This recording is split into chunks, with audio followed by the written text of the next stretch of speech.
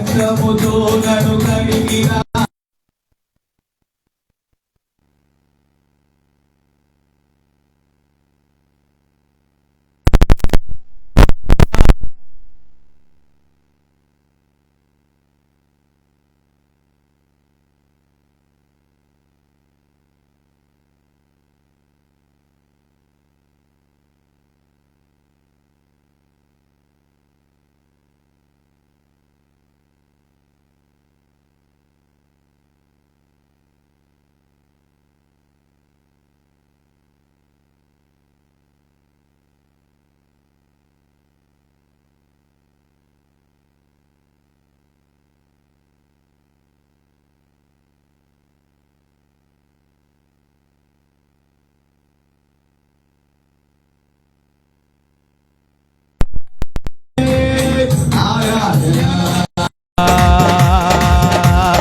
ఆరాధనా ఆరాధనా ఆరాధనా ఆరాధనా ఆరాధనా నా హృదయపు వాకిట నిలచిన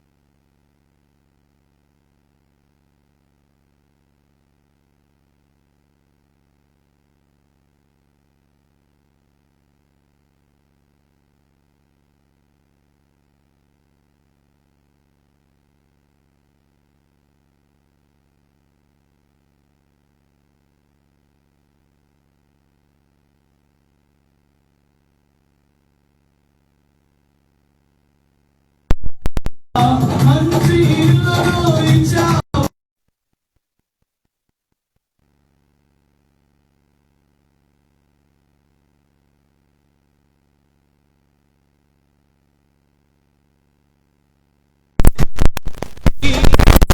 లేకుండా చేసి పని చేయ అప్పు లేకుండా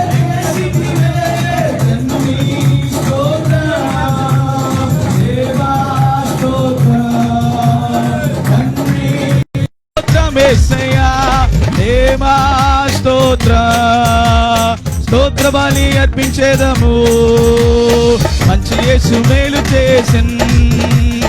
చేసిన మేలులెన్నో ఆడి పాడి పొగడేదను చేసిన మేలులెన్నో ఆడి పాడి పొగడేదను మళ్ళా శబ్దం చేసిన మేలులెన్నో ఆడి పాడి పొగడేదను మళ్ళా స్వరమెత్తి చేసిన మేలులెన్నో ఆడి పాడి పొగడేదను మరొకసారి చెప్తామా చేసిన మేలులెన్నో రాజా ఆడి పాడి పొగడేదన్ తన్ని స్తోత్రం రాజా దేవా స్తోత్రం హల్లెలూయా తన్ని స్తోత్రం దేవా స్తోత్రం హల్లెలూయా తన్ని ఓ దేవా స్తోత్రం దగ్గరగా చెప్తాం తన్ని స్తోత్రం దేవా స్తోత్రం అలా చెప్ స్తోత్రం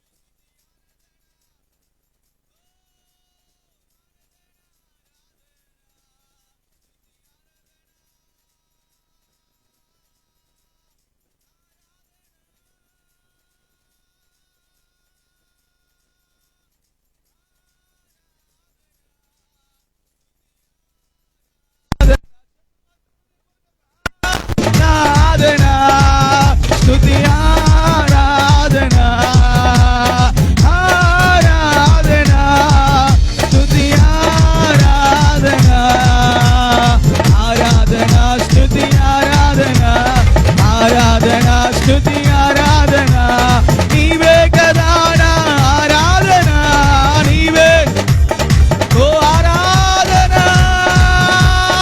ఆరాధన స్తుతి బిగ్గరగా ఆరాధన స్తుతి ఆరాధన ఆరాధన స్తుతి ఆరాధన ఆరాధన స్తుతి ఆరాధన నీవే కదా నా ఆరాధన నీవే ఆరాధన నీవే కదా నా ఓ ఆరాధన స్తుతి ఆరాధన ఆరాధన స్తుతి ఆరాధన ఆరాధన స్తుతి ఆరాధన హల్లెలూయా నీవే కదా నా ఆరాధన ఆరాధన స్తుతి ఆరాధన ఆరాధన స్తుతి ఓ నీది ప్రేమించే మనసయ్యా యేసయ్యా ప్రేమించే హృదయపూర్వకంగా చెప్దామా దేవుడిది ప్రేమించే మనసు కదా హృదయపూర్వకంగా రెండు చేతులు ఎత్తి స్వరం ఎత్తి దేవా నీవు ప్రేమించే దేవుడు కదా అందరూ బట్టి నీకు వందనాలు చెప్దాం యా ప్రేమించే మనసయ్యా నీది ప్రేమించే మనసయ్యా యేసయ్యా ప్రేమించే మనసయ్యా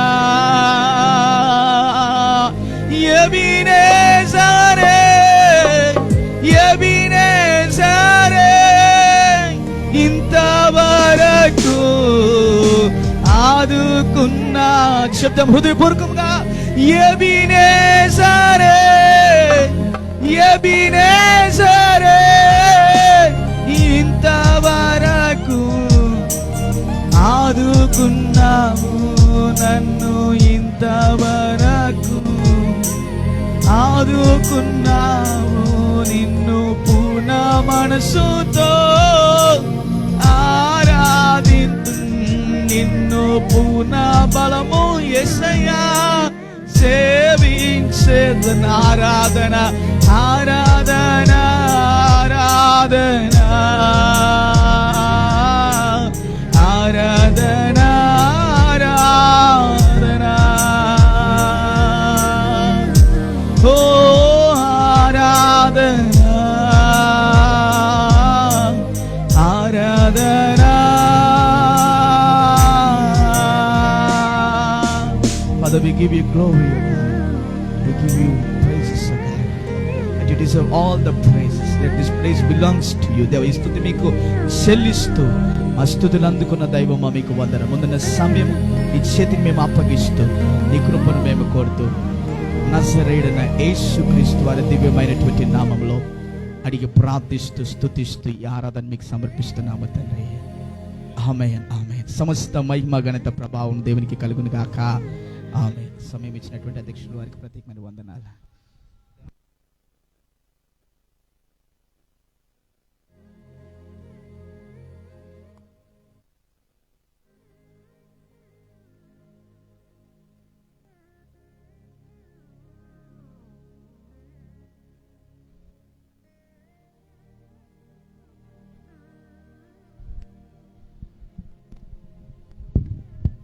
హలో, థ్యాంక్ యూ.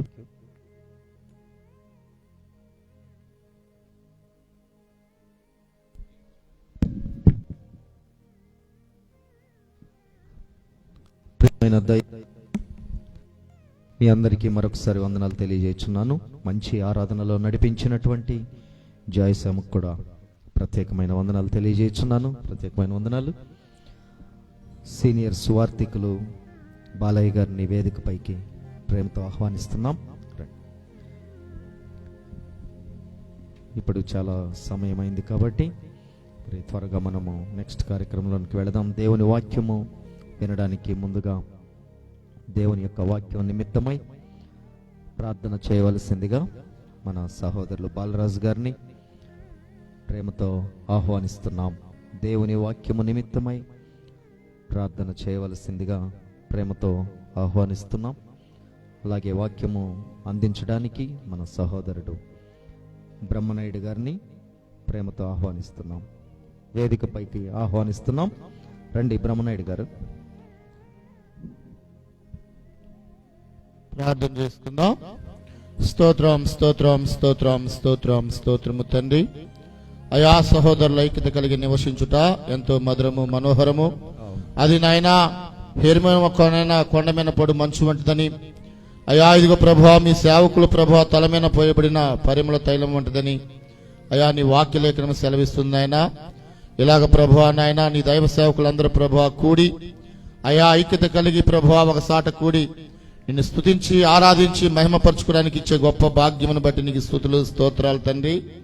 అయా ఇదిగో ప్రభువా నాయన నీ సేవకులందరూ కూడుకొని నిన్ను ఆరాధించి ఉండగా ప్రభువా నీ పరిశుద్ధాత్మను మా మధ్య ఉంచినందుకు నీకు వందనాలు.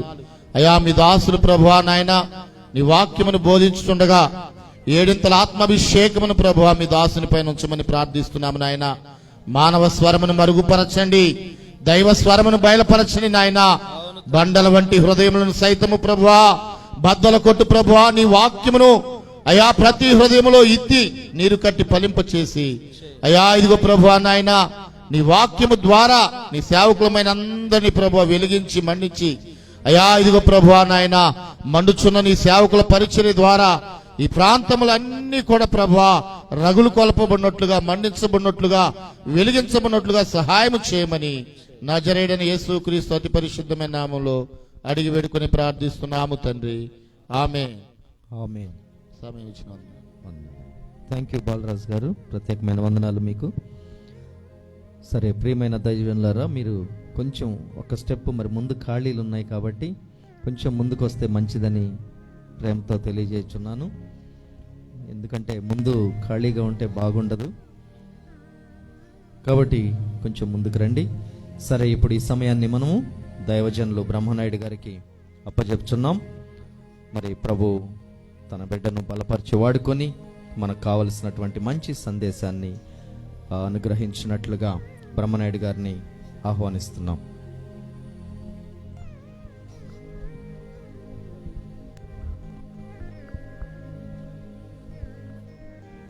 యేసుక్రీస్తు నామములో మీ అందరికీ హృదయపూర్వకమైన వందనాలు తెలియజేస్తున్నాను. మరొకసారి ఈ దుప్పటి మీద పడినప్పుడు ఎవరు అతీతులు కాదు, ఎవరు తప్పించుకోవడానికి లేదు. వాస్తవంగా అది ఒక గొప్ప అదృష్టమే అని భావించాలి. నా మట్టుకు నేను ఎందుకో కొంచెం భయం అనిపిస్తూ ఉంది. సింహం గర్జిస్తే భయపడని వాడు ఎవడు అని బైబిల్లో రాయబడిన మాట. మరి ఇన్ని పల్నాటి సింహాలు ఉన్నాయి ఎదురు. సింహ గర్జన అంటే ఏంటో బాగా తెలిసినటువంటి వారు అలాంటి వాళ్ళ దగ్గరకు వచ్చి గర్జించడం, వేటాడడం అనేది చెప్పడం అనేది ఎలా ఉంటుంది? చేపకి ఈత నేర్పటంలా ఉంటుంది. సో చాలాసార్లు అదే అనుకుంటా ఉన్నాను. ఈరోజు వచ్చేటప్పుడు అదే అనుకుంటున్నా. బహుశా నేను పరిచర్య, మీరు కొంతమంది పరిచర్య మొదలుపెట్టినప్పుడు బహుశా నేను పుట్టలేదేమో. మీ వయసు, మీ అనుభవం అంతా కూడా ఒకవేళ వయసు ఉండకపోవచ్చు నాది. సో ఏది ఏమైనా పల్నాడు దైవ సేవకుల సహవాసం ద్వారా సేవకులందరం మనం ఒక గొడుగులో ఉంటూ అనేక మంది చెప్తున్నటువంటి విషయాలను మనం నేర్చుకోవడం ద్వారా సేవకులు ఎవరు అవ్వచ్చు. కొన్ని సందర్భాల్లో చెప్పే సేవకులు అసలు థియలాజికల్గా ఏ నాలెడ్జ్ లేని వాళ్ళు అయి ఉండొచ్చు. కొన్ని సందర్భాల్లో అతిరథ మహారథులు అంటూ ఉంటారు కదా, అలాంటి ఉద్దండులు లాంటి వాళ్ళు చెప్పినవి ఉంటాయి. అండ్ కొన్ని సందర్భాల్లో అనుభవంతో కూడినటువంటి వాక్యాలు మనకు వినిపిస్తూ ఉన్నాయి. సో అన్ని రకాలైనటువంటి ఆత్మీయ ఆహారం అందడం అనేది కేవలం ఒక ఫెలోషిప్ ద్వారా సాధ్యం. అది వాటెవర్, అది ఏదైనా. మనం అలా ఉండడం ద్వారా ఒక్కొక్కరు బోధిస్తూ ఉన్నప్పుడు కొన్నిసార్లు కొన్ని విషయాలు నేనైతే సేవకుల కూటంలో కొన్ని చెప్పినప్పుడు కొన్ని విని వాటిని ఎడిట్ చేసి, రీబిల్డింగ్ అనమాట, ఆ వాక్యాన్ని మరలా రీబిల్డ్ చేసి చెప్పిన ఒక చిన్న లైన్నే తీసుకెళ్ళి ఒక పెద్ద ప్రసంగంగా కూడా మార్చుకుంటూ ఉంటాం. ఐ థింక్ అది అంత సంతోషం. మరి ఈ సమయంలో నేనైతే మీకు కొన్ని జ్ఞాపకం చేస్తాను. ఎందుకు జ్ఞాపకం చేస్తానంటే మీకు అన్నీ తెలిసినాయి. జస్ట్ మరొకసారి అపోస్తులుడైన పేతురు అంటాడు కదా, నేను ఈ గుడారంలో ఉన్నంత కాలం ఈ సువార్తను, ఈ విషయాలు మీకు చెప్పి నేను మిమ్మల్ని పురికొల్పుతూనే ఉంటాను అంటాడు. అంటే ఆల్రెడీ చెప్పినవే కానీ మరలా చెప్పి వారిని పురికొల్పుతున్నాడు ఇలా ఉండాలి అనడానికి. సేమ్ ఆ ప్రయత్నమే నేను చేయాలని ఆశపడతా ఉన్నాను. సో ఈరోజు నేను జ్ఞాపకం చేయబోయే అంశాలకి కాన్సెప్ట్ ఈజీగా అర్థమయ్యే విధంగా ఒక కాన్సెప్ట్ ఒకటి తీసుకున్నాను. అదేంటి అని అంటే, ఏమి నేర్చుకోబోతా ఉన్నాం, ఏమిని మరొకసారి తెలుసుకోబోతా ఉన్నాం అంటే ABCDEFGH ఏంటి చెప్పండి. మీ విశ్వాసులు చెప్పబోతూ ఊరుకుంటారా? ఏమి నేర్చుకోబోతున్నాం? ABCDEFGH. చాలా అయినాయి, తగ్గిద్దాం అనుకున్నప్పుడు ఓ పాస్టర్ గారు నాకు గుర్తు వచ్చాడు. ఆయన మైక్ పట్టుకోగానే అంటాడు, ఈరోజు నేను ఒక 7 ఇళ్ళు చూపిస్తాను అంటాడు. ఇంకొక ఆయనేమో 7 సంఘాలు అని అంటాడు. ఇంకొక ఆయనేమో 7 ఆత్మలు అంటున్నాడు. ఇంకొక ఆయనేమో 7 క్యారెక్టర్లు అంటున్నాడు. అలాంటప్పుడు నేను మాత్రం ఒక 7 విషయాలు తీసుకుంటే తప్పే ఉందిలే, పర్లేదులే, పాస్టర్స్ దగ్గర రిసీవింగ్ ఎక్కువ ఉంటుంది, చెప్పేది వింటూ ఉంటారు, అవసరమైనన్ని టేస్ట్ ఉంటారు, అవసరం లేని నెడతా ఉంటారు. సో ఈజీగా ఫిల్టర్ అవుతుంది కాబట్టి ఎక్కువ ఎగ్జాంపుల్ చెప్పే పని లేదు. సూటిగా సుత్తి లేకుండా స్పష్టంగా 7 విషయాలని జ్ఞాపకం చేయాలని ఆశపడుతున్నాను. సో మొట్టమొదటిగా ఏమిటి అని అంటే A ఫర్ అకౌంటబిలిటీ. ఏ అంటే అకౌంటబిలిటీ అంటే ఏమిటి అని అంటే లెక్క చెప్పేటువంటి స్వభావాన్ని కలిగి ఉండడం. పరిశుద్ధుడైన దేవుడు ఎన్నో ఉపమానాలని మనకి సువార్తల్లో జ్ఞాపకం చేసి చెప్తాడు. అపోస్తులైన పౌలు కూడా పలు సందర్భాల్లో అంటాడు, ఇది గృహ నిర్వాహకత్వము, సేవ లేదా పరిచర్య అంటే ఏమిటి అంటే గృహ నిర్వాహకత్వం. అంటే ఇక్కడ అకౌంటబిలిటీ ఉంది, లెక్క చెప్పటం ఉంది. మత్తయి 25వ అధ్యాయంలో తలాంతుల ఉపమానం చెప్పాడు, అక్కడ లెక్క చెప్పడం అనేది ఉంది. రాజుగారు వెళ్తూ ఆయనకి ఇచ్చినటువంటి ఆ తలాంతులకి లెక్క చెప్పాలి. దేవుడు మనకిచ్చిన రూపాయికి లెక్క చెప్పాలి. చాలామందికి లెక్క చెప్పే స్వభావం లేదు. ఎంతైనా మేమెవడికి లెక్క చెప్పాలండి. ఏమన్నంటే ఏమంటారంటే నేను ఇండిపెండెంట్ పాస్టర్ని అంటారు. ఇండిపెండెంట్ పాస్టర్ అంటే ఏంటి? లెక్కాపత్రం లేకుండా తిరిగేవాడు అని అర్థం.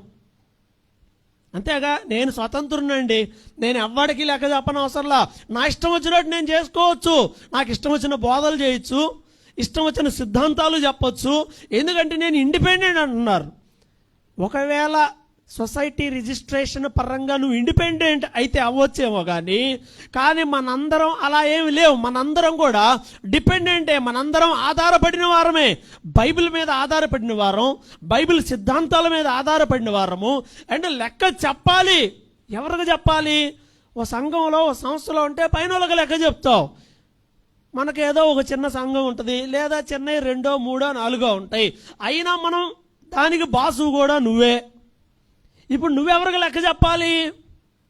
ఎవరికి లెక్క చెప్పాలి? ఒకసారి ఆలోచించండి. మనం దేవునికి లెక్క చెప్పాలి ఒక దినమున. అట్ ద సేమ్ టైం కొన్ని సందర్భాల్లో మనం సంఘము ఎదుట అకౌంటబిలిటీగా ఉన్నాం అనుకోండి. ఫర్ ఎగ్జాంపుల్ ఒక సందర్భంగా, ఏదో ఒక చిన్న సందర్భంగా ఒక యాన్యువల్ థ్యాంక్స్ గివింగ్, సంవత్సరంలో కృతజ్ఞత అనే ఒక చిన్న ప్రార్థన పెట్టి, లేదా ఒక ఆదివారాన్నే కృతజ్ఞత ఆదివారంగా దాన్ని ప్రకటించి మనం సంఘానికి ఈ సంవత్సరం అంతా మనం ఏం చేశాం అని ఒక చిన్న రిపోర్ట్ ఇవ్వడం మొదలుపెట్టి చూడండి ఏం జరిగిద్దో.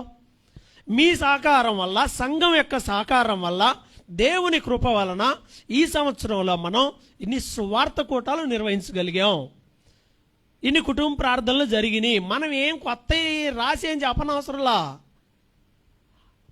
సంఘంలో మనం ఒక లెక్క చెప్పడం అనేది వారిలో కూడా ప్రేరణ కలిగిస్తుంది. ఇదిగో మనం సువార్తలు తక్కువ చెప్పాము, భోజనాల ప్రార్థనలు ఎక్కువైపోయినాయి, ఉపవాస ప్రార్థనలు ఏమో తక్కువైపోయినాయి, కృతజ్ఞత కూటాలు అసలు లేవు, 0. మన రీడింగ్ మనం చూసుకున్నప్పుడు మనకు అర్థం అవుతుంది, బాధ్యత వస్తుంది. ఇంకొక 20,000 రోజుల్లో నువ్వు చచ్చిపోతావు అంటే ఎలా ఉంటుంది? 20,000 రోజుల్లో చచ్చిపోతామని అంటే తక్కువైంది. అదేమన్నా ఒక సంవత్సరానికి 300 అంటే 1000 అంటే యావరేజ్గా 3 ఏళ్ళు. 3 ఏళ్ళు కలిపితే 1000. 20 ఏళ్ళు అంటే ఎన్నేళ్ళు? 60 ఏళ్ళు కనపడుతున్నాయి. ఇంకొక 60 ఏళ్ళలో నువ్వు చచ్చిపోతావు అని అంటే నీకు ఎలా ఉంటుంది? 60 ఏళ్ళు ఇంకా ఉంది, ఇప్పుడు ఒక 25కి వచ్చావు, ఓ అమ్మ 85 దాకా ఉంది, సూపర్ అనుకుంటాం. అలా కాకుండా 20,000 రోజుల్లో చచ్చిపోతామంటే గుండె అయిపోద్ది ముందే. సో మన మీటర్ని, మన అకౌంటబిలిటీ, దేవునికి సంఘంలో మనం అకౌంటబిలిటీగా ఉండాలి. ప్రతి విషయంలో కూడా అకౌంటబిలిటీ అంటే లెక్క చెప్పాలి నేను దేవునికి అన్నట్టుగా మనం బిహేవ్ చేయాలి. ఈరోజు ఎంతమంది నేను లెక్క చెప్పాలనే భయంతో సేవను మనం కొనసాగిస్తున్నాం అనేది ఇంకొకసారి ఆలోచన చేసుకుందాం. లెక్క చెప్పేవాళ్ళు ఉంటారు, నాకు అవసరం ఏముంది అని మనసులో అనుకునే వాళ్ళు కూడా గ్యారంటీగా ఉంటారు. కానీ ఖచ్చితంగా చెప్పాలి. దేవుడు నిన్ను పిలిచి నీకో బాధ్యత ఇచ్చినప్పుడు నువ్వు సువార్థికుడువా, నువ్వు సంఘ కాపరివా, లేకపోతే వాటెవర్ అనేక విధాలుగా దేవుడు చెప్పిన పంచసూత్రాలు ఉన్నాయి, పరిచర్య విధానాలు. ప్రవక్తవో, సువార్థికుడువో, కాపరివో, ఉపదేశమో, నువ్వు ఏదైనప్పటికీ నువ్వు దేవునికి లెక్క చెప్పాలి. ఏం చేసావు ఈ సంవత్సరం? ఏం చేస్తున్నావు? మన బాధ్యత అండి అది. దేవునికి లెక్క చెప్పాలి. ప్రభువా, నువ్వు నాకు ఈ పని అప్పగించావు, ఈ సంవత్సరం నేను ఈ పని చేయగలిగానని మనం దేవునికి లెక్క చెప్పగలుగుతా ఉన్నామా?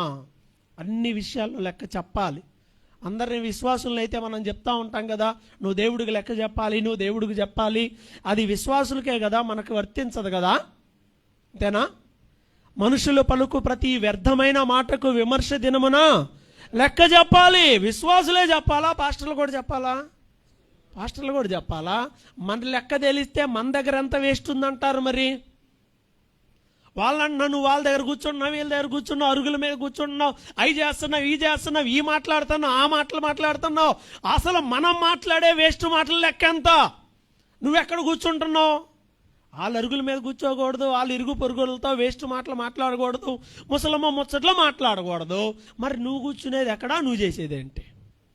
లెక్క చెప్పాలిగా దేవునికి వాటి గురించి కూడా. వాళ్ళ డబ్బులు కాళ్ళు లెక్క చెప్పాల్సి వచ్చినప్పుడు, దేవుని పరిచర్యలప్పుడు మనం కూడా లెక్క చెప్పాలిగా. దేవుడు నీకు ఎంత ఇచ్చాడు? తలాంతు అంటే సేవకులు కాబట్టి చెప్తా ఉన్నాను. బయట విశ్వాసులు కొంతమంది తెలియక నీ తలాంతుని దేవునికి వాడు అంటారు. తలాంత్ అంటే ఇస్ అమౌంట్, డబ్బు. అది డబ్బు. టాలెంట్ అనేది వేరు. అక్కడ తెలుగులో తలాంతు అని మత్తయి సువార్త 25వ అధ్యాయంలో రాయబడి ఉండింది. అయితే అక్కడ రాజుగారు ఆయనకి ఏమి ఇచ్చాడు అని అంటే, తలాంతులు ఒకనికి 5 ఇచ్చాడట, ఒకతనికి 2 ఇచ్చాడు, ఒకతనికి 1 మాత్రమే ఇచ్చాడు. ఏమిటి అని అంటే అది ప్యూర్లీ బేస్ ఏంటి అని అంటే అమౌంట్, అది డబ్బు. 3,600 ఒక తలాంత్ అంటే. కొంతమంది దాన్ని కూడా డిఫరెంట్గా చెప్పేవాళ్ళు ఉన్నారు. పాస్టర్ల వాక్యాలు కొన్ని సందర్భాలు వింటే నాకు ఒక్కోసారి పెద్ద నవ్వు వస్తూ ఉంటుంది. చాలా సందర్భాలు అక్కడ రాయబడింది చెప్పకుండా దాన్ని డైవర్ట్ చేస్తాడు. నీ టాలెంట్, నీ తలాంతుని దేవునికి వాడంటే ఏంది? తలాంత్ అంటే ఏంటి? తలాంత్ అంటే ఏంటి? ఇంచుమించు 3,000 అది తలాంతు. దేవుడు నీకు ఇచ్చిన తలాంతులు వాడు అని అంటున్నారే, అది ఉపమానమైన మాట. ఉపమానమైన మాట సేవకులు చెప్తారు. ఆ కాంటెస్ట్లో చెప్పొచ్చు, దేవుడు నీకు ఇచ్చిన తలాంతుని దేవునికి వాడు అంటే అది అక్కడ అమౌంట్ అని కాదు అర్థం. అది ఏదైనా దేవుడు నీకు ఇచ్చింది ఏదైనా దేవునికి వాడు అని. అయితే ఇక్కడ లెక్క చెప్పాలి. ఇంత ఇచ్చాను కదా, ఏం చేసావు? ఇంతమంది ఆత్మలను ఇచ్చాను కదా, వాళ్ళని ఎలా నువ్వు కేర్ తీసుకొని వారి పట్ల నువ్వు ఎంత బాధ్యతగా ఉన్నావు, ఇవన్నీ ఒకరోజు మనం చెప్పాలి. నాకు తెలిసి లెక్క అడిగితే విశ్వాసుల కన్నా ముందు పారిపోయేది పాస్టర్లే, దాంట్లో డౌట్ ఏమీ లేదు. భయం ఉండాలి. నేను దేవునికి లెక్క చెప్పాలనే ఒక భయం మనలో ఉంటే చాలా జాగ్రత్తగా ఒళ్ళు దగ్గర పెట్టుకునే పరిచర్య చేస్తాం. అది ఎప్పుడైతే మనలో పోద్దో, మనల్ని అడిగేది ఎవడో, మనం ఎవడికి చెప్పాలి అని ఎప్పుడైతే అనుకుంటామో అప్పుడే మొత్తం కూడా పోతుంది. బాధ్యత కలిగి ఉండాలి. గృహ నిర్వాహకత్వము లేదా అకౌంటబిలిటీ, లెక్క చెప్పటము, ఇది ప్రతి ఒక్కళ్ళు కూడా కలిగి ఉండాలి. నిజంగా ఒకసారి రివ్యూ చేసుకుంటే ఏం చేస్తున్నామండి, ఈ ఆయుష్కాలాన్ని ఏం చేస్తున్నాం, ఈ పరిచర్య సమయాన్ని ఏం చేస్తున్నాం, దేవుడు నాకు ఇచ్చిన ఈ డబ్బుని ఏం చేస్తున్నాం అని లెక్క అడిగితే, దేవుడు ఇచ్చాడు ₹1,00,000 ఇచ్చాడు. దేనికి? నీకు పరిచర్యకు అవసరమైన సాధనాలకి. కానీ పెద్ద టెంప్టేషన్, శోధన ఏంటంటే ఎప్పటి నుండో ఎదురు చూస్తున్నాను ఏపిల్ కొనుక్కుందామని. అటు సిగ్నల్ ఉండదు అయ్యగారు ఉండే దగ్గర. ఏం ఫోను? యాపిల్. ఓ పల్లెటూరులోకి వెళ్దా, ఓ పాస్టర్ గారితో మాట్లాడదాం అని పోతే మాట్లాడుతూనే ఉన్నాను, ఇట్లా మాట్లాడుతూనే ఉన్నా. కొద్దిసేపు ట్యాబ్ తీస్తాడు, కొద్దిసేపు ఫోన్ తీస్తాడు, ఈలోపు ఇంకో ఫోన్ వచ్చిందని ఇంకొకళ్ళు ఇస్తున్నారు. అసలు మొత్తం టెక్నికల్గా మారిపోయాడు. ఏం చదువుకున్నాడా అని అంటే 5వ తరగతి. మొత్తం ఆప్షన్లు కూడా తెలియదు. వాడడాన్ని నేను తప్పుపట్టట్లా టెక్నాలజీని, కానీ ఎంత అవసరం, ఎంత అవసరం. ఒక 20 మంది సంఘంలో ఉన్నారు అనుకోండి, పాస్టర్ గారిని అడగండి ఏం కావాలంటే పెద్ద సౌండ్ సిస్టమ్ ఒకటి కొనాలండి. ఏం కొనాలి? అవసరమా? 20 మంది ఉన్న దగ్గర పెద్ద సౌండ్ సిస్టమ్ అంట, మామూలుది కాదు. అంచనా వేయండి, ప్రార్థన చేయండి పాస్టర్ గారు, ఎంత ఇద్దన్నా మరి సంఘంలో వాళ్ళకి సౌండ్ సిస్టమ్ అని అంటే 1,00,000 రూపాయలు అయితే సరిపోద్దా? ఏమో నాకు పెద్ద తెలియదు, నేను ఎప్పుడన్నా జాయిన్ ఇస్రాయల్ని అడుగుతూ ఉంటాను. ఒక 20 మందికి 1,00,000 రూపాయల సౌండ్ సిస్టమ్ సరిపోద్దా? చచ్చిపోరు, చెవుల్లో నుంచి రక్తం కారదు. కానీ నీ విజన్ ఏంటి? చెవుల్లో నుంచి రక్తం రావాలనా?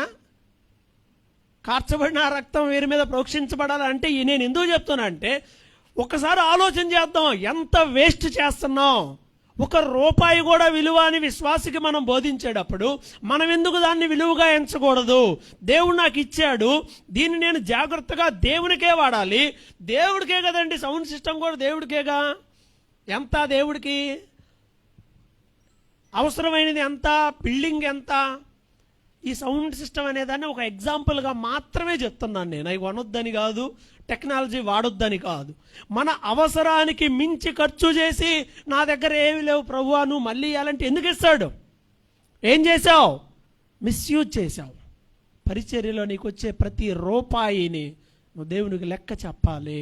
పాస్టర్ గారు చెప్తా ఉండేవాడు, పరిచర్యలోకి వెళ్ళబోయే టైంలో స్టార్టింగ్లో కూర్చోబెట్టి సేవకుల దగ్గర ఉన్నప్పుడు చెప్పేవాడు, అందరినీ పిలిచి చందా డబ్బా తీయించరుగా, మా పాస్టర్ గారు మమ్మల్ని ఇచ్చి మీరే లెక్క వేయండిరా, మీరే చర్చి అకౌంట్లో వేయండి అన్నీ చెప్తా ఉండేవాడు.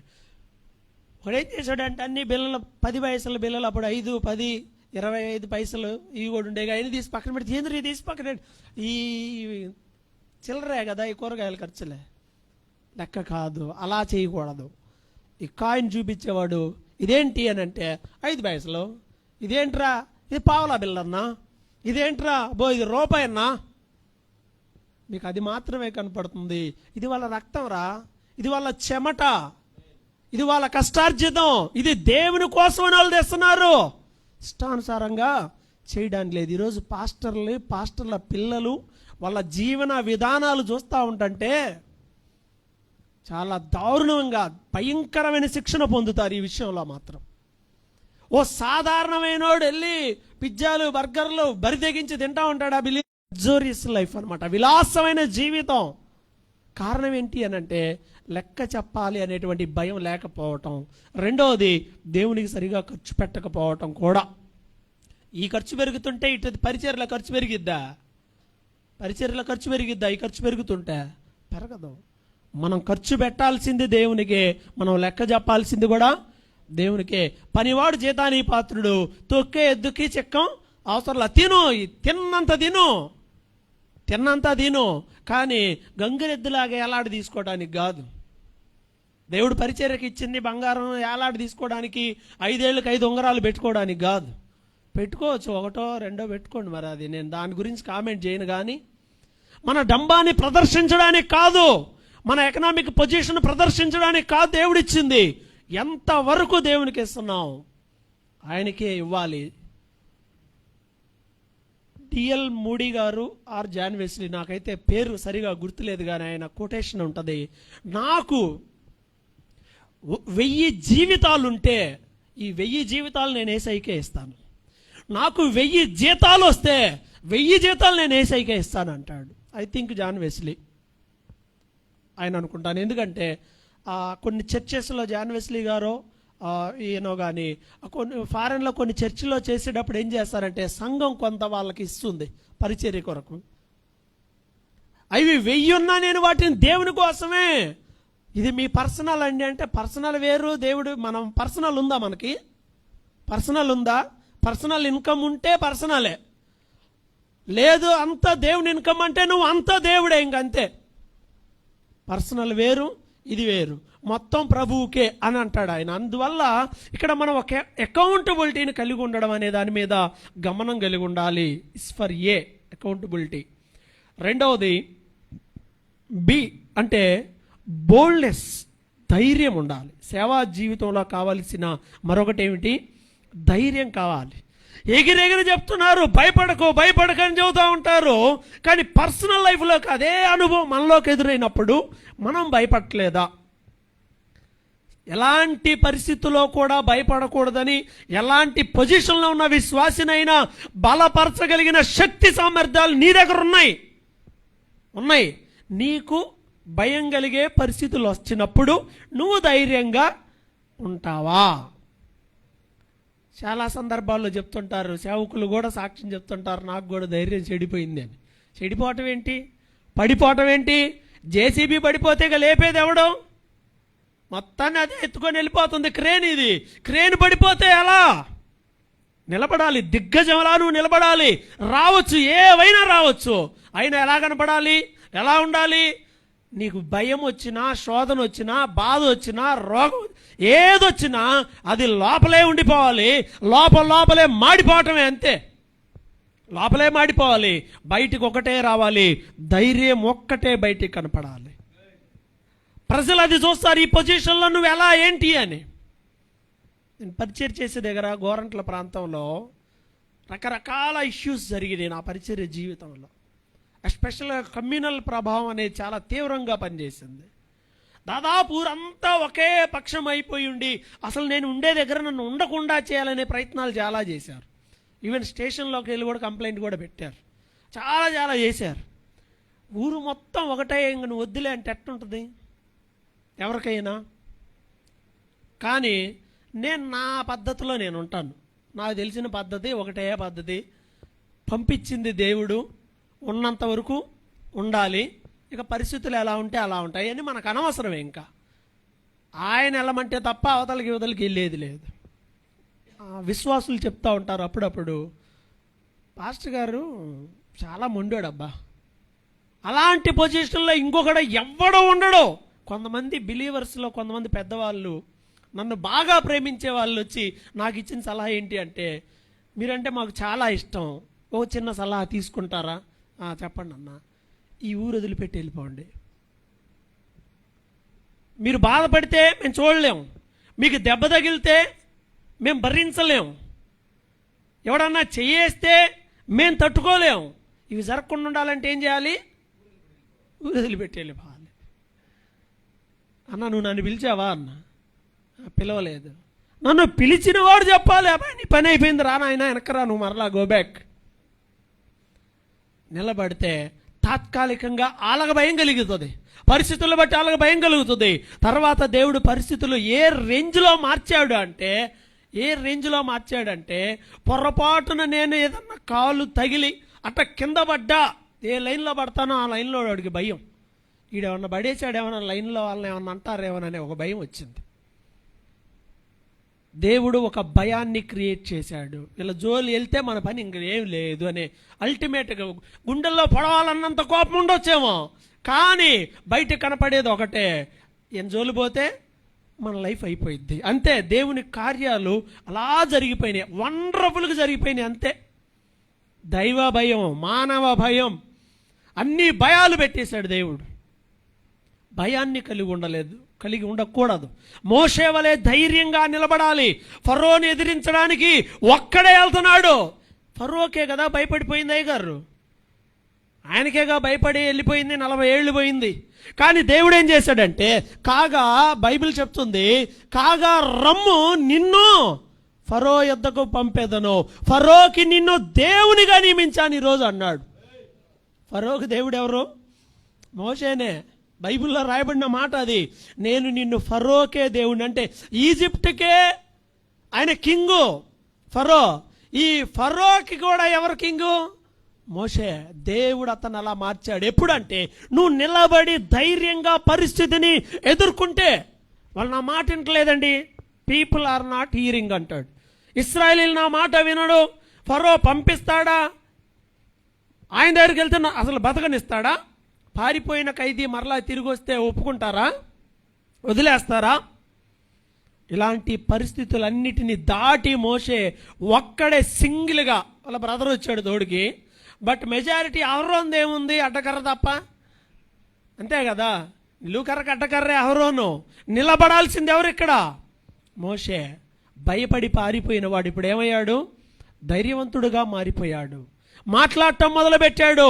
ఫరోతో చెప్తున్నాడు, ఫరో పంపించు నా ప్రజలని అని దేవుడు చెప్తున్నాడు. దేవుని మాట ఏం మాట ఏం కాదు. ఆ దేవుని మాటను కూడా ధైర్యంగా చెప్పాడు. భయపడకూడదు. ఇర్మియా భయపడ్డాడు. ఎందుకు భయపడ్డాడు అన్నా? ఇర్మియా ఎందుకు భయపడ్డాడు? ఇర్మియాను దేవుడు పిలిచినప్పుడు భయపడటానికి ఓ రీజన్ ఏంటి? అతని ఏజ్ని బట్టి. నేను పిల్లోడిని, నేను వెళ్ళి రాజుకు చెప్పడం, మందిరంలో అందరు వచ్చే దగ్గర వెళ్ళి నిలబడి నేను చెప్పడం ఏంటి? నేను బాలుడని అని భయపడ్డాడు. నువ్వు దేనిని బట్టి భయపడుతున్నావు నాకు తెలియదు. నా దగ్గర పెద్ద చదువు లేదండి, నేనేం పిహెచ్డి చేయలేదండి నీలాగా అని అనొద్దు. నాకు పెద్ద నాలెడ్జ్ లేదు, ఇవన్నీ అనొద్దు. ఏమీ లేదు. నీ వెనకున్న మహాశక్తి, నీ వెనకున్న సర్వశక్తి నువ్వు రికగ్నైజ్ చేయాలి, గుర్తించి ముందుకెళ్ళటమే లెక్క. ధైర్యం, సాహసం అవే విజయానికి దారితీస్తాయనేది జనరల్ లోకోక్తి. ధైర్యంగా ముందుకు వెళ్ళటం. ఈ ప్రాంతంలో కోటాలు పెట్టకూడదండి. ఎందుకు పెట్టకూడదు? ఎక్కడన్నా మిగతా వాటిలో ఈ ప్రాంతంలో నమాజ్ చేయకూడదు, ఈ ప్రాంతంలో పూజ చేయకూడదు అని ఎడనుందా? ఇక్కడ మాత్రం ప్రార్థన చేయడానికి లేదనే రూల్ మాత్రమే వస్తుంది. అవసరమైతే, పరిస్థితి కల్పించబడితే అక్కడ కూడా మనం ధైర్యంగా వెళ్ళి సువార్తను ప్రకటించాలి. ఈ సింహం చెప్పుద్ది ప్రకటించుదామని. మిగతా వాళ్ళు కూడా గర్జించాలి కదా. సింహాలు భయపడితే ఎలా? నా వీడియో పెట్టారు, చూసాం. పశువేమల్లో జరిగిందని వీడియో పెడితే కొంతమంది చూసి ఏంది మీరేంది ఆయనేంది ఏంది అసలు ఎవడి ముఖాల్లో భయం అనేది కనపట్లేదే, ఎవడి ఫేసుల్లో భయం కనపట్లేదంటే ఏం చేయగలుగుతారు? నాకు రాలా ఒక డౌటు. గబుక్కినాడు మాట్లాడుతున్నాడు, పెట్టి తరిస్తే ఏం చేస్తాం అన్నారు. నాకు నిజంగా డౌటే రాలా. ఏం చేస్తాం? చేసేదేముంది, ఇటు కొడితే చూపిస్తాం, లేకపోతే సరేలే బాబా అంటాం, అంతే కదా. మాకు అసలు ఆ డౌటే రాలా. మనం ధైర్యంగా సువార్తను ప్రకటించడానికి వెళ్ళేటప్పుడు ఏమైనా కానీ మనకు అనవసరం, ధైర్యంగా ముందుకు వెళ్ళటమే. ఈరోజు సువార్త ప్రకటించాలి అంటే భయం. ఊరు మొత్తం సువార్త ప్రకటించాలంటే భయం. అమ్మో ఊరు మొత్తం వెళ్దాంలే కానీ అటు బావద్దండి. ఏముంది అక్కడ? నాగుపాము ఉందండి అక్కడ. బైబిల్ చెప్తుంది, నీవు నాగుపాములను తొక్కేదావు, తొక్కేవాడివి నువ్వు. దానికి భయపడేదేంది? నాగుపాముకు భయపడతావా? కొదమ సింహానివి నీవు. యంగ్ లైన్, ముసలి లైన్ కాదు, యంగ్ లైన్, కొదమ సింహం. అది దాని గర్జన మామూలుగా ఉండదు, దాని వేట మామూలుగా ఉండదు. భయపడకూడదు. భయపడ్డాడు ఇర్మియా కేవలం తన వయస్సును బట్టి. అనేక రకాల కారణాల చేత భయపడొచ్చు, కానీ భయపడకూడదు. పేతురు కూడా భయపడ్డాడు. నువ్వు వాళ్ళలో ఒకడవే కదా. అదేగా ప్రశ్న. చిన్నపిల్ల అడిగింది చివరికి. చిన్నపిల్ల అడిగిన ఏం చెప్పాడు? తోడు అమ్మాయి, నాకేం తెలుసు అమ్మాయి. చిన్నపిల్ల కూడా భయపడే పిరికివాడిగా మారిపోయాడు. సిలువ వేస్తున్నా, తీసుకెళ్తున్నా, దూరంగా ఉండే చూసేటువంటి పిరికివాడు పరిశుద్ధాత్మతో అతడు నింపబడ్డాడు. అప్పుడు ఏమైపోయాడు?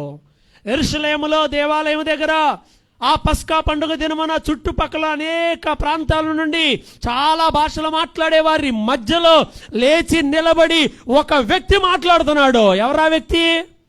ఆ రోజు భయపడినా ఆ వ్యక్తే మరలా ఇక్కడ తిరిగి ఇంతమంది ముందు మాట్లాడగలుగుతా ఉన్నాడు.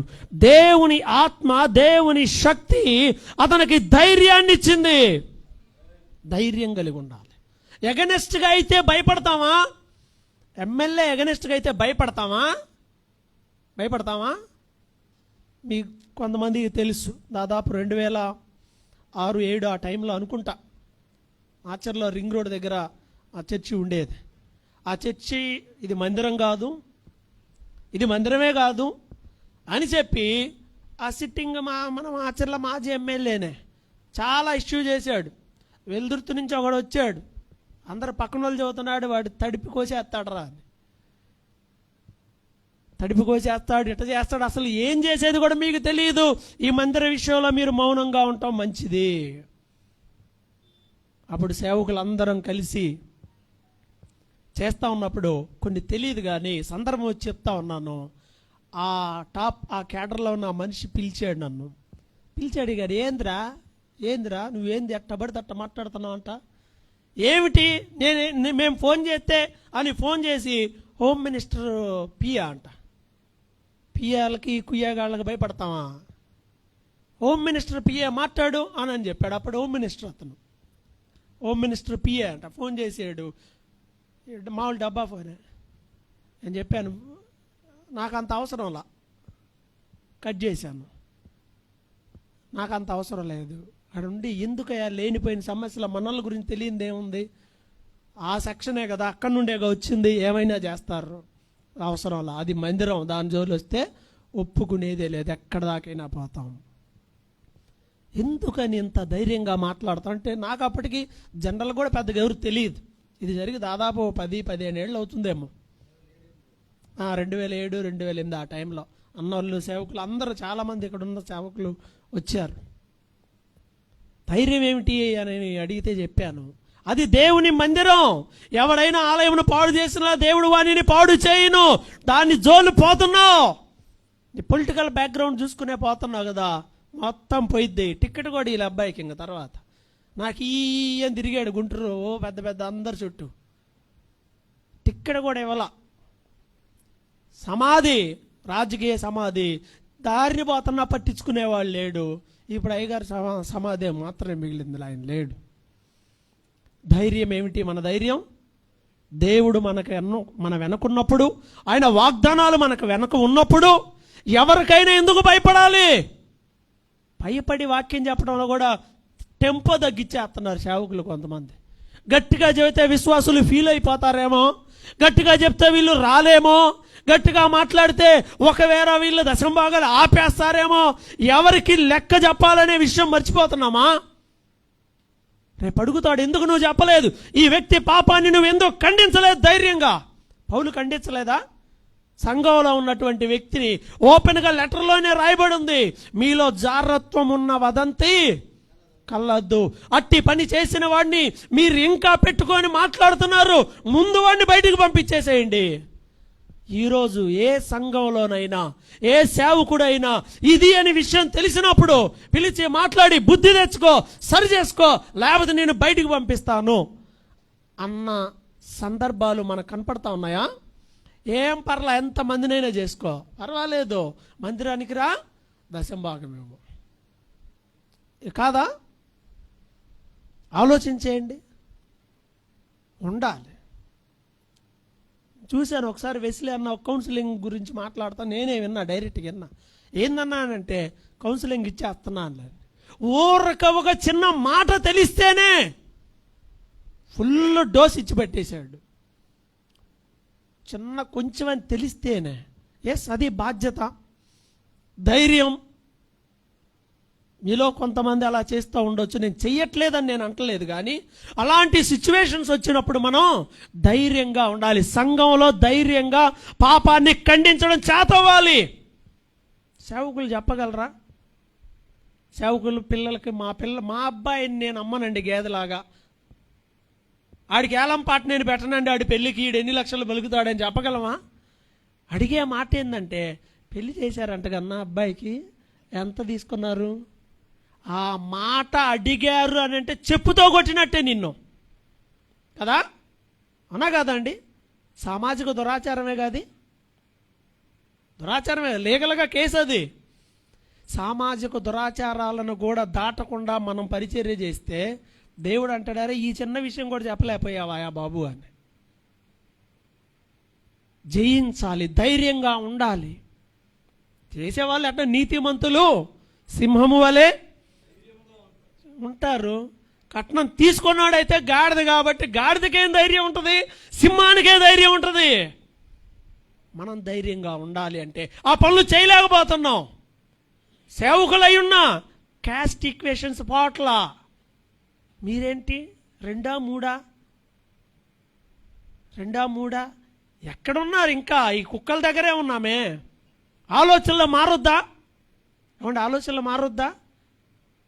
అసలు తెలీదు. కమిటీ వేసినప్పుడు అంతా వేసినప్పుడు మాకు అసలు నిజంగా ఎంత అమాయకంగా అంటే అంత అమాయకంగా ఒక కమిటీని ఫామ్ చేస్తే తర్వాత ఎవరో పాస్టర్ గారు, ఆయన కూడా లేడులే ఇప్పుడు, ఆయన అన్నాడు, అయ్యా ఎవరో ఇట్లా అంటున్నారయ్యా, ఇదంట అదంట అని అంటే నాకు మైండ్ పోయింది. ఏంది ఎట్లా కూడా ఆలోచిస్తారా? ఇలా కూడా మాకు అసలు ఏం తెలియదు. వేసేటప్పుడు చూసి ఆయన 2 కాబట్టి ఆయన వేద్దాం, ఆయన 3 కాబట్టి ఆయన తోద్దాం. ఏంది ఇది? అసలు ఏం తెలియదు. సంఘంలో ఒక సేవకుడిలో ఆ ఫీలింగ్ ఉంటే సంఘంలో ఉంటుందా? ఖచ్చితంగా ఉంటుంది. We are universal. మనం విశ్వనరులం. మన పల్నాడు వాడే గుర్రం జాషువా అంటాడు, కుల మతాలు ఈ గీతలు నాకు లేవు, నేను విశ్వనరుణ్ణి అంటాడు. ఎస్, మనందరం విశ్వనరులం. యూనివర్సల్. మనం అందరికీ బంధువులమే. అన్ని కులాలలో ఉంటారు, అందరూ ఉంటారు, అందరికీ మనం బంధువులమే. మనం యూనివర్సల్గా ఉండాలి. సంఘాల్లో ధైర్యంగా దురాచారాలను ఖండిస్తూ బోధించాలి అని అంటే ముందు చేయాలి కదా. చేయలేని వాడు ఏం చెప్తాడు?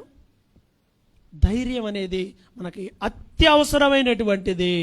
పిరికివాడైన పేతురు మహాధైర్యవంతుడయ్యాడు. అపోస్తలుల్లో ఇంత ధైర్యం ఉన్నాడిని ఎవరిని మనం చూడలేం. అంత ధైర్యంగా ఉన్నాడు. అఫ్కోర్స్ పౌలు కూడా అనుకోండి. అయితే ఈయన ఫౌండర్ అన్నమాట ధైర్యానికి. ప్రభు తర్వాత అక్కడ ఉన్న వాళ్ళందరిలో ధైర్యం నింపాడు అపోస్తలుడైన పేతురు. ధైర్యంగా మనం ప్రతి పరిస్థితిని ఎదుర్కొందాం. ఏవైనా అవ్వచ్చు. మనం కొంతవరకు సౌకర్యమైనటువంటి సేవా ప్రాంతాల్లో ఉండి పరిచర్య చేస్తూ ఉన్నాం. జస్ట్ సాగర్ బోర్డర్ దాటితే సౌకర్యం లేదు పరిచర్యలో. ఈవెన్ కొన్ని ప్రాంతాల్లో, మన ప్రాంతాల్లో కూడా సౌకర్యం లేదు. కంఫర్ట్గా లేరు సేవకులు. మైకి పెట్టాలన్నా బాధే, బహిరంగంగా 4 మాటలు చెప్పాలన్నా బాధే. అలాంటివి కూడా ఉంటాయి. ఎవరెవరో వ్యతిరేకంగా ఉంటారు. వాటికి మనం ఎందుకు ఫీల్ అవ్వాలి చెప్పండి? ఫీల్ అవ్వకూడదు. ఎప్పుడైతే నువ్వు ధైర్యంగా నిలబడతావో అప్పుడే నీ క్రేజ్ పెరిగేది. అప్పుడే నువ్వు ధైర్యంగా ఎప్పుడైతే మాట్లాడతావో అప్పుడే నీకు సాక్ష్యం కూడా వస్తుంది.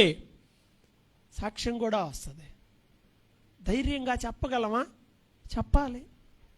ధైర్యంగా చెప్పాలి. ఓ సేవకుడు మన నియోజకవర్గంలోనే ఓ సేవకుడు ఇలానే బలిపీఠం దగ్గర తీసుకొచ్చి ఆ మాల వేసుకున్న వీళ్ళందరినీ పెట్టి కూర్చొని చేస్తే నేను ఓపెన్గా చెప్పాను అతనికి, అధికారులను గౌరవించాలి, సన్మానించాలి, కానీ బలిపీఠాలు ఎక్కించి, బలిపీఠాలకి ఏది మామూలుగా కూడా లేరు. మళ్ళీ తెల్ల చొక్కాలు వేసేవాళ్ళు నల్ల చొక్కాల్లో ఉన్నారు.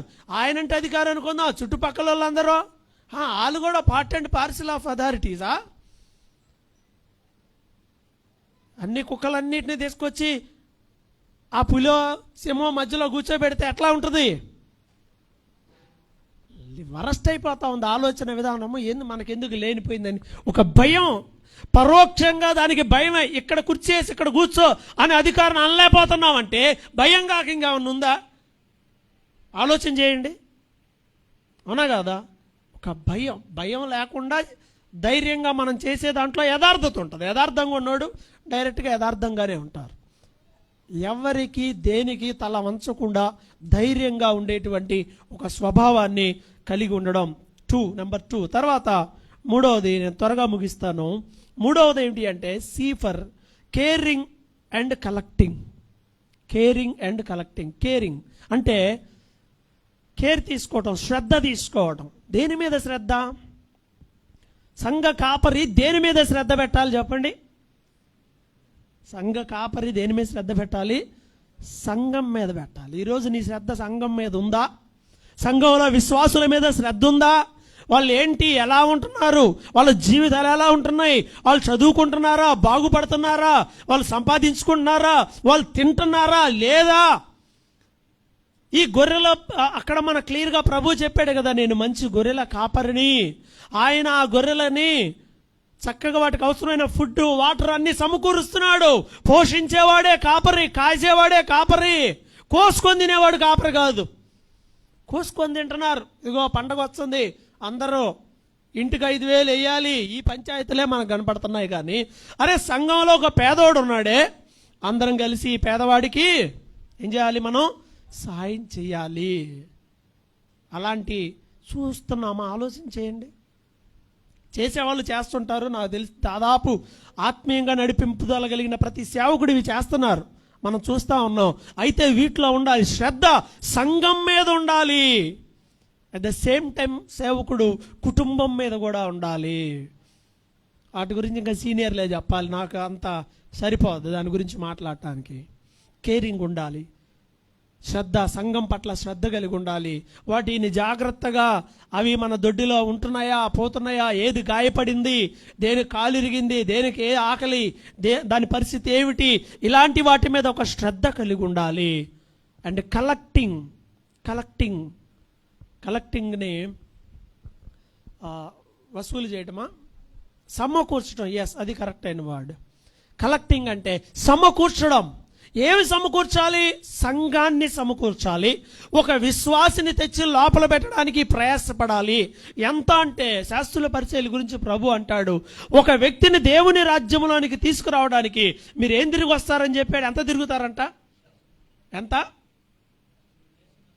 మొత్తం భూదిగంతాలు తిరుగుతారు, సముద్రాలు అన్ని తిరుగుతారు. ఎవరు? ఎంతమంది కోసం? ఒక్కడ కోసం. ఆయన తెచ్చేటప్పుడు కూర్చోబెడతారు, కానీ వాళ్ళు లోపల బానీరు, కానీ పట్టుకొస్తారు.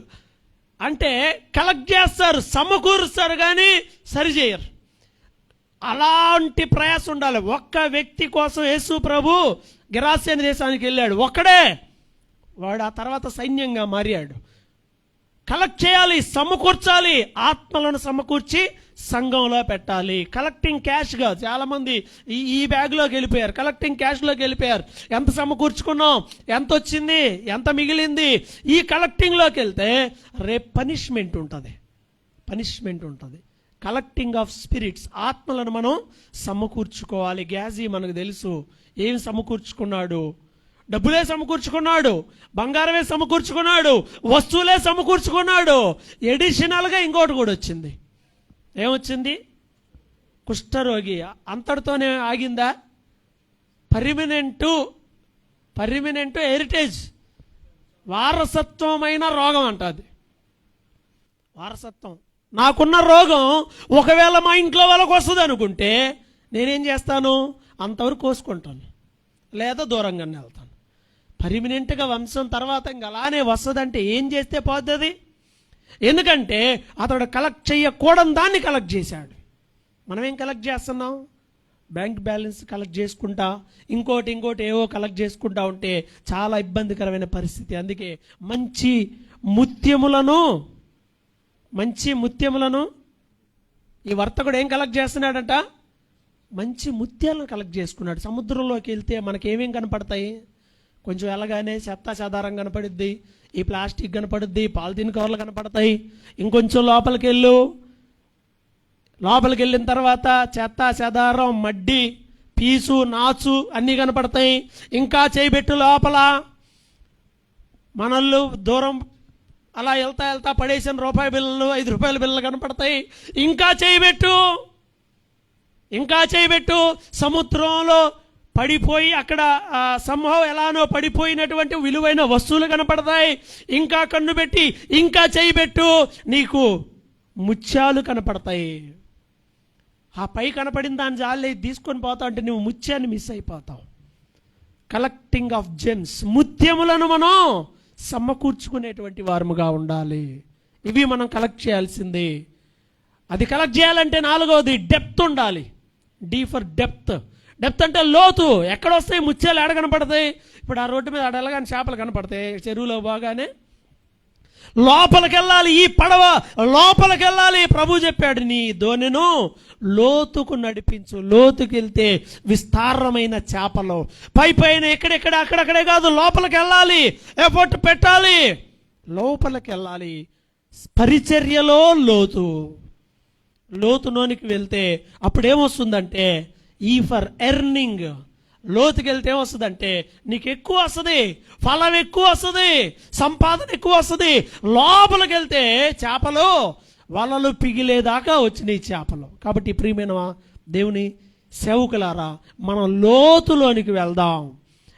ఎక్కువ ఎర్నింగ్ చేద్దాం, ఆత్మలను ఎక్కువగా సంపాదించేవారుగా ఉందాం, ఎక్కువ పరిచర్య చేద్దాం, ఎక్కువ విత్తనాలు విత్తుదాం, ఎక్కువ స్వార్థ కూటాలు నిర్వహించుదాం, ఎక్కువ ప్రాంతాలకు వెళ్ళి ప్రభువుని ప్రకటించుదాం. అప్పుడు ఏమవుతుందంటే ఎర్నింగ్ ఎక్కువ వస్తుంది. ఏం ఎర్నింగ్ వస్తుంది? సోల్స్, ఆత్మలు, నిత్యమైన ఆత్మలు వస్తాయి. అండ్ దానికి తోడుగా ఎక్స్పీరియన్స్ కూడా వస్తుంది. ఎర్నింగ్, ఎక్స్పీరియన్స్ కూడా వస్తుంది. ఎటర్నల్ ఎర్నింగ్ అనమాట. అది నిత్య జీవ సంబంధమైనటువంటి వాటిని మనం పొందుకోగలుగుతూ ఉంటాము. కాబట్టి మనము వాటిని మరలా ఇది బ్యాక్ వెళ్ళిపోద్ది. ఈ ఎర్నింగ్ ఏమైపోతుంది? మరలా అకౌంటబిలిటీలోకి మారిపోతుంది. సంపాదించడం, ఖర్చు పెట్టడం, లెక్క చెప్పడం, ప్రయాసపడడం, మరలా సంపాదించడం, మరలా ఖర్చు పెట్టడం, మరలా దేవునికి లెక్క చెప్పడం. ఈ సైకిల్లో కనుక మనం తిరుగుతూ ఉంటే దేవుడు అలా ఆశీర్వదిస్తూ ఉంటాడు. అపోస్తులైన పౌలు ప్రయాణాల్లో అవే మనకు కనపడతా ఉన్నాయి. ముగిస్తాను 2 నిమిషాల్లో. తర్వాత ఎఫ్ అంటే సింపుల్గా ఒకటే, ఇంకా ఆల్టర్నేట్ ఏం లేదు. ఫెయిత్ఫుల్నెస్, ఫెయిత్, విశ్వాసము లేకుండా దేవునికి ఇష్టడై ఉండటమే అసాధ్యమైపోతే, విశ్వాసం లేకపోతే పరిచర్యలో మనం ఎలా, నేను పెట్టింది ఇది సక్సెస్ అవుతుందో లేదో, ఈ సంఘం అభివృద్ధి చెందుతుందో లేదో, వీడు మారతాడో లేదో, వీడు తాగుబోతాడు కదా, వీడు తిరిగిపోతాడు కదా, ఏమో తిట్టుపోద్ది కదా, ఏం మారుతుందో లేదో, నో డౌట్. ఇవన్నీ ఏవద్దు. డౌట్ లేకుండా నిస్సందేహంగా మాట్లాడటం మనము నేర్చుకోవాలి. ప్రభు చెప్పాడు కదా, ఈ కొండను చూచి విశ్వాసముతో ఏమని చెప్పాలట? ఎత్తి సముద్రంలో చెప్పగలుగుతామా? నేనైతే నిజంగా చెప్తున్నా, ఒక కొండను చూపించి పడితే పడు అంటే నా దగ్గర లేదు, క్షమించాలి నా అవిశ్వాసాన్ని బట్టి. మాన్యువల్గా కొండను చూసి పడు అంటే పడిద్ది అంటే నేను చెప్పలేను. ఆ స్థాయికి నేను రాలేదు. విశ్వాస సంబంధమైన కొన్ని విషయాలు అంటావా? అక్కడ చెప్పింది కూడా కంపారిజన్ అదే. కొండనెల్లి సముద్రంలో పట్టడం అంటే ఆ పర్వతం లాంటి సమస్య అయినా, కొండ లాంటి సమస్య అయినా విశ్వాసంతో అది అవుతుంది, అది దాని స్థలం మారిపోద్ది, అది పోతుంది అని. ప్రాక్టికల్ విషయాల్లోకి వచ్చినప్పటికీ అంటారా, నేను నమ్ముతాను దాన్ని, నేను దాన్ని నమ్ముతాను. ఆ విశ్వాసం అయితే ఉంది.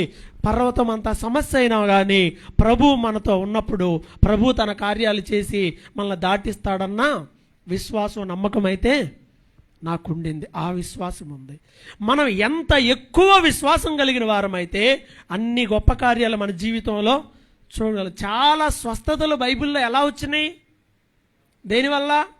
విశ్వాసం వల్ల. నథింగ్ అలా ప్రార్థనో ఇంకో ఈ కాదు, విశ్వాసం అంతే. నమ్ముతున్నావా? అయ్యా నమ్ముతున్నాను, పో వచ్చినాయి, పో వెళ్ళిపో. ఇక వేరే ఏమీ లేవు అక్కడ. బైబిల్లో మాట ఏముందంటే, వారు ఎక్కువ విశ్వాసం ఉంచలేదు కాబట్టి ఆ ప్రాంతంలో ఆయన ఎక్కువ కార్యములు చెయ్యలేదు. వాళ్ళు ఎక్కువ ప్రార్థన చేయలేదని కాదు, వాళ్ళు ఎక్కువ కానుకలు లేదని కాదు, వాళ్ళు ఎక్కువ సాహసాలు చేయలేదని కాదు, కానీ వారిలో విశ్వాసం లేదు కాబట్టి దేవుడు కూడా కార్యాలు చేయలేదు. ఆయన చేయగలడుగా. చేయాలనుకుంటే దేవుడికి నా విశ్వాసంతో పనే ఉంది. కానీ నీలో ఉన్న విశ్వాసము గొప్ప కార్యాలను చేసేలా చేస్తుంది. విశ్వాసము మనలో విశ్వాసం నిండి, ఈ విశ్వాసం నిండి పొంగి పొర్లి మొత్తాన్ని తడిపి వాళ్ళను కూడా ముంచాలి. విశ్వాసంలో కూడా, విశ్వాసంలో ముంచాలి. దేవుడు జరిగిస్తాడు. గ్యారంటీకి జరిగిద్దిలే పో, నీకు జరిగిద్దిలే పో, నువ్వు విశ్వాసం ఉంచు జరుగుతుంది అన్నావు అనుకో, అప్పుడు వాళ్ళు ఏమనుకుంటారు? చెప్పాడు ఆ రోజు పాస్టర్ గారు చెప్పారు, దేవుడు చెప్పినట్టు చెప్పడమే మన పని కూడా అదే. ఆయన చెప్పింది అదేగా, కాపీ చేయండి రా బాబు అని చెప్పాడు. నేను మీకు ఏం చెప్పాను అయ్యే చెప్పండి అని చెప్పాడు. విశ్వాసం ఉంచమ్మా, నీకు స్వస్థత వచ్చింది. విశ్వాసం ఉంచు. విశ్వాసంతో మనం కూడా ఉంటే మరిన్ని గొప్ప కార్యాలను మనం చూడగలుగుతాము. జీ ఫర్ గాడ్లీనెస్, దైవభక్తి. దైవజనుడికే భక్తి లేకుండా ఎట్లుంటుంది అంటారు? ఉంటుందా? చెప్పలేం. పేరుకు దైవజనుడిగా ఉండి దైవభక్తి ఉండొచ్చు, ఉండకపోవచ్చు. అందుకే కదా అపోస్తలుడైన పౌలు గారు తిమోతి పత్రికలో ఏమన్నాడు? దైవజనుడా నువ్వు వీటన్నిటినీ విసర్జించు అన్నాడు. ఈ వద్దు బాబు, దైవజనుడే ఇవన్నీ కలిగి ఉన్నాడు, దైవజనులే అన్ని కలిగి ఉంటే పని అవ్వదు. భక్తి కలిగి ఉండాల్సిందే, అందువల్ల అది ఉండాల్సిందే. తరువాత చివరిది ముగింపుల భాగంగా హెచ్ ఫర్ హెల్దీ, ఆరోగ్యంగా ఉండండి పాస్టర్ గారు. ఆరోగ్యకరమైన తిండి తిందాం, ఆరోగ్యంగా ఉందాం, తగ్గించుకుందాం. ఏం తగ్గించాలి? తిండి తగ్గించమంటలా, తిండి విధానాన్ని తగ్గించాలి. కొంచెం కొంచెంగా ఎక్కువ తినండి, ఎర్లీగా తినండి. పాస్టర్ గారికి మొన్న ఎవరు మోహన్ అన్న నేనే మాట్లాడుకుంటా అనుకున్నాం, టైంకి ముందే తినాలంటే ప్రార్థన అయిపోయేలో 11 అవుతుంది రాత్రి. అప్పుడు ఎలా కుదురుద్ది తింటాం? ముందు ఎర్లీగా తింటాం ఎలా కుదురుద్ది అంటే, రేపు రోగం వస్తే జనాలే అన్నారు, ఏంది పాస్టర్ గారికి ఈ మధ్య పొట్టొచ్చిందే, బాగా ఏమైంది, బాగా ఎక్కువ తింటున్నాడు. ఇప్పుడు తింటున్నాడో చూడట్లా, ఎక్కువ తింటున్నాడు అంటున్నారు. ఆరోగ్యాలు పాడు చేసుకోవద్దు. టైం టు టైం భోజనం చేస్తూ, పద్ధతులు ఆరోగ్య నియమాలను పాటిస్తూ, వ్యాయామం చేస్తూ ఏం చేయాలి? ఆరోగ్యంగా ఉండాలి. చాలామంది ఆరోగ్యాన్ని కోల్పోయి షుగర్లు తెచ్చుకొని ఏంది ఎర్లీగా ఒత్తిడి వల్ల, ఆలోచన వల్ల వంశపారంపర్యంగా వస్తుంటాయి, రకరకాల కారణాల చేత జబ్బులు వస్తూ ఉంటాయి. కానీ మన చేతులార ఆరోగ్యాన్ని పాడు చేసుకుండా దేవునికి నమ్మకమైనటువంటి సాక్షులుగా ఉండాలి. మనం జాగ్రత్తగా మాదిరిగా ఉండాలి. విడిచిపెట్టవలసిన వాటిని విడిచిపెట్టాలి. లేఖనాలన్నీ ప్రకటించడానికి ఎవరు రెడీగా ఉండాలి? సిద్ధంగా ఉండాలి, రెడీగా ఉండాలి.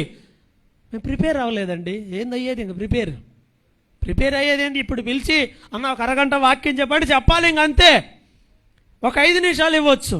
ఏం చెప్పాలనేది ప్రార్థనలో సిద్ధపాటు కలిగి ఉండడానికి, లేదో 10 నిమిషాలు, లేదో ఒక అరగంట. అన్ని లేఖనాలను చెప్పడానికి అవసరమైన సిద్ధపాటు కలిగి ఉండాలి. ఎందుకంటే అంత్యకాలంలో ఉన్నాం. జనాలు ఎలాంటి బోధన కోరుకుంటున్నారు? అంత్యకాలమందు జనులు దురద చెవులు గలవారై సత్యవాక్యమునకు చెవి ఇవ్వక కల్పనా కథల వైపు తిరుగు కాలము వచ్చును అని చెప్పాడు ఆయన ఎప్పుడో చెప్పాడు. ఇప్పుడు వచ్చింది, ఆల్రెడీ చేసింది, అప్పుడప్పుడే వచ్చింది. చాలా బోధలు వచ్చేసినాయి అప్పుడే. కాబట్టి ప్రతి వాక్యాన్ని వివరించే విధంగా ఉండాలి.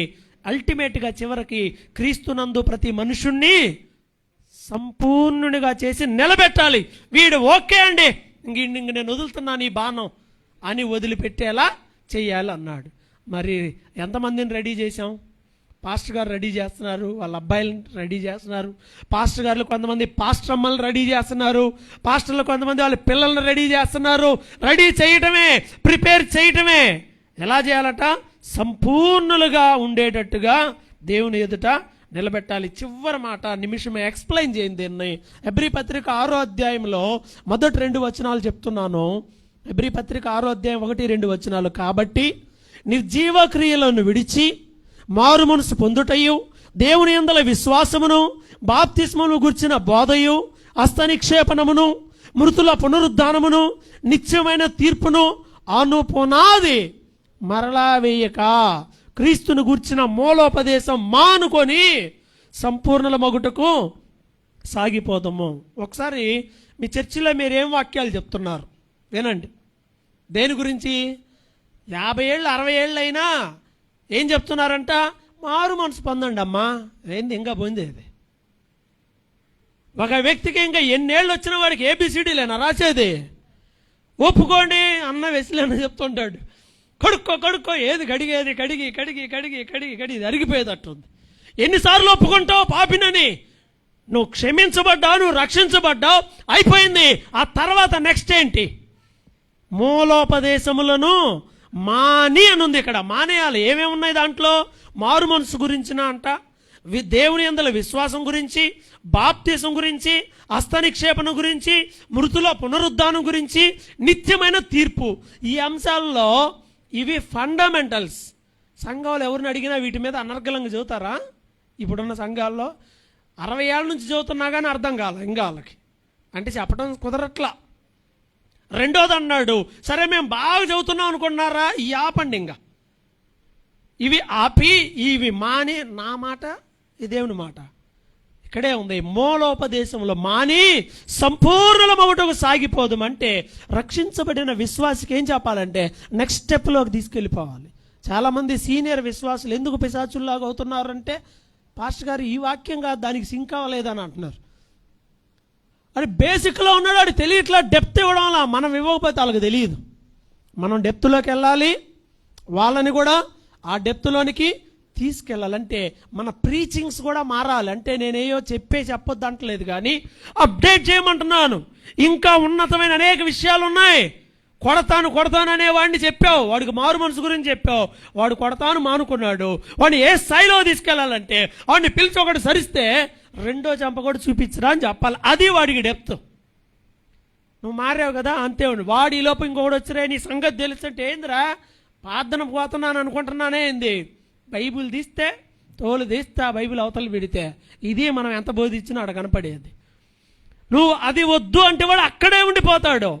అది కాదు, నెక్స్ట్ స్టెప్కి మనం వాడిని క్రీస్తు వలే ఆయన బోధలేంటో చెప్పి ఆ బోధల ప్రకారం చెయ్యి అని చెప్పడం నేర్చుకోవాలి. ఈ విషయంలో మాత్రం చాలా కొరతగానే ఉన్నాయి చాలా సంఘాలు. కాబట్టి ఈ విషయాలన్నీ కూడా మనం పాటించి మన సంఘాలను మరొకసారి ఉజ్జీవింపజేసే విధంగా ఉండడానికి మిమ్మల్ని పురికొల్పాలనేది నా ఉద్దేశమైనది. నా మాటలు ఖచ్చితంగా మీ పరిచర్యకి, మీకే కాదు నాకు కూడా చెప్తున్నా, నాకు కూడా మన పురికొల్పి విశ్వాస జీవితంలో, సేవా జీవితంలో ముందుకు తీసుకెళ్తూ ఈ ఫెలోషిప్ ద్వారా మనందరం కలిసి మరింత ఆత్మీయంగా ముందుకు సాగాలని కోరుతూ ఇటు మాటలు దేవుడు మన వినికిడిలో దీవించునుగాక. వాక్యం నిమిత్తమై ప్రార్థన.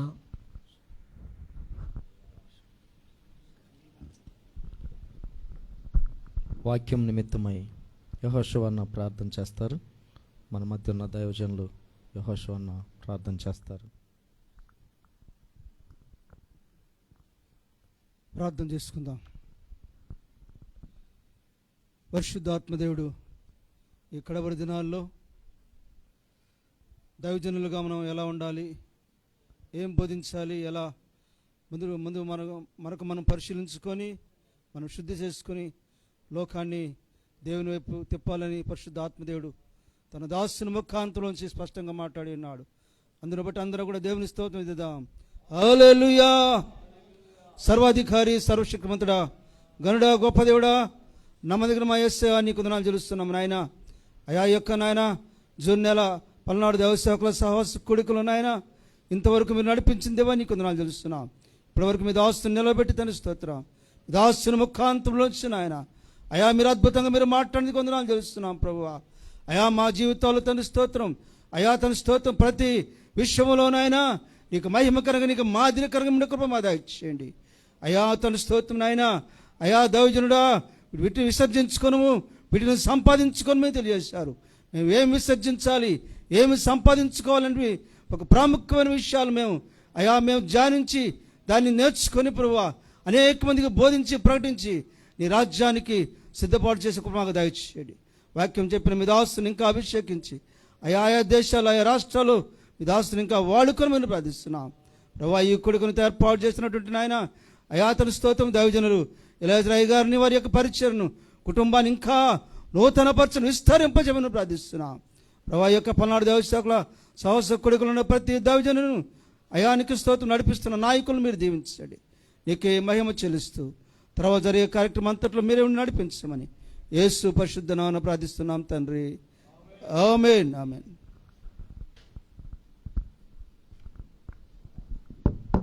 ప్రార్థించినటువంటి దైవజనులు యెహోషువ గారికి ప్రత్యేకమైన వందనాలు తెలియజేసుకుంటున్నాను. వందనాలయ్య గారు. సరే ప్రియులారా, చాలా మంచి వర్తమానం మరి మనం అందరం వినడానికి దేవుడు కృప చూపించారు. బ్రహ్మనాయుడు గారికి కూడా ప్రత్యేకమైన వందనాలు తెలియజేస్తున్నాను. దేవుని నామానికి మహిమ కలుగునుగాక.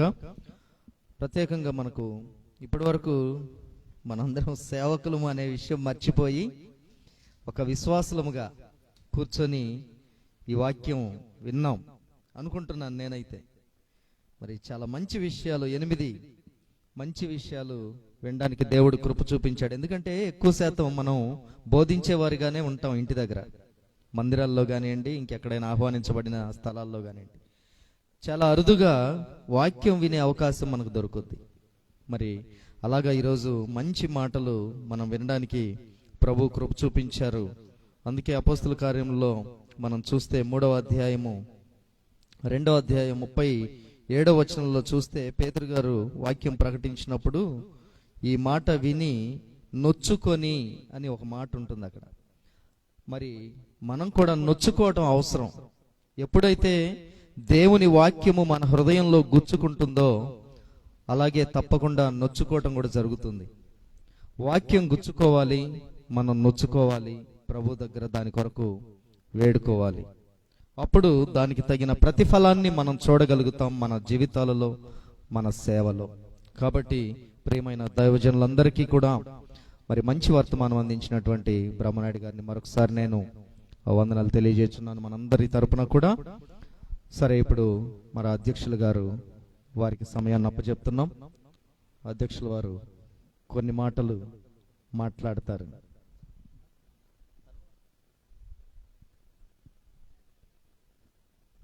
సరే, కార్యదర్శి గారు ఆయన రిపోర్ట్ను మనకు తెలియజేస్తారు. ప్రసాద్ గారిని ప్రేమతో ఆహ్వానిస్తున్నాం. దేవుని పరిశుద్ధ నామానికి మహిమ కలుగును గాక.